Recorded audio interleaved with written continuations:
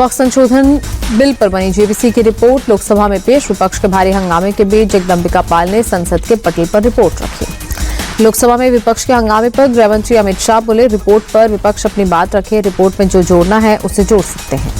JPC की report पेश होते ही लोकसभा से विपक्ष का वॉकआउट। रिपोर्ट वापस जेपीसी में भेजने की मांग पर अड़ा विपक्ष। वक्फ बिल पर जेपीसी अध्यक्ष जगदम्बिका पाल ने लोकसभा से विपक्ष के वॉकआउट पर नाराजगी जताई। बोले, ऐसा आचरण ठीक नहीं है।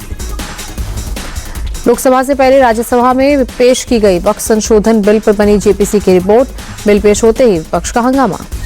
वेल में आने वाले विपक्षी सांसदों पर भड़के सभापति जगदीप धनखड़। बोले, वेल में आने की प्रवृत्ति बंद हो।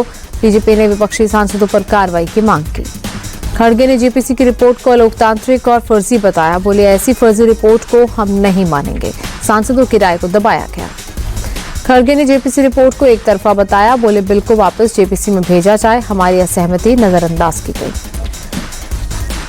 कांग्रेस सांसद प्रमोद तिवारी बोले, जेपीसी रिपोर्ट जिस रूप में प्रस्तुत की गई है हम उससे संतुष्ट नहीं हैं, हम देश को बचाना चाहते हैं।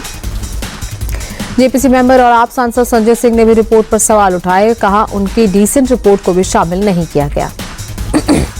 विपक्ष के आरोपों को किरण रिजिजू ने बेबुनियाद बताया। बोले, नियमों के तहत की रिपोर्ट तैयार, सदन को गुमराह ना करे विपक्ष। रिजिजू बोले, विपक्ष के सभी आरोप झूठे और निराधार, रिपोर्ट से कुछ भी नहीं हटाया गया। जेपीसी ने किसी भी नियम का उल्लंघन नहीं किया। राज्यसभा में विपक्ष पर जमकर बरसे जेपी नड्डा। बोले, विपक्ष का मकसद चर्चा नहीं, अपने नंबर बढ़ाना, ये लोग सिर्फ तुष्टीकरण की राजनीति कर रहे हैं। जेपी नड्डा बोले, नियमों के अनुसार सदन चलता है, विपक्ष ने संसद के नियमों का उल्लंघन किया। बीजेपी सांसद रविशंकर प्रसाद बोले, जरूरी नहीं कि विपक्ष की बात मानी ही जाए, अगर आपको अपनी बात मनवानी है तो जनता से वोट लेकर बहुमत में आए। वक्फ संशोधन बिल को अजदुद्दीन ओवैसी ने असंवैधानिक बताया। बोले, ये बिल वक्फ को बचाने के लिए नहीं बल्कि मुसलमानों का अधिकार छीनने के लिए। सपा सांसद इकरा हसन बोले, वक्फ संशोधन बिल असंवैधानिक, ये अल्पसंख्यकों के अधिकारों के खिलाफ। जेपीसी रिपोर्ट में विपक्षी सांसदों की असहमति दबाई गई।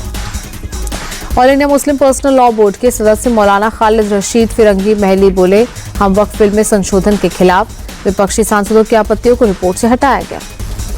लोकसभा में नया आयकर बिल पेश। वित्त मंत्री निर्मला सीतारमण ने सदन में बिल पेश किया। बजट सत्र का पहला चरण खत्म।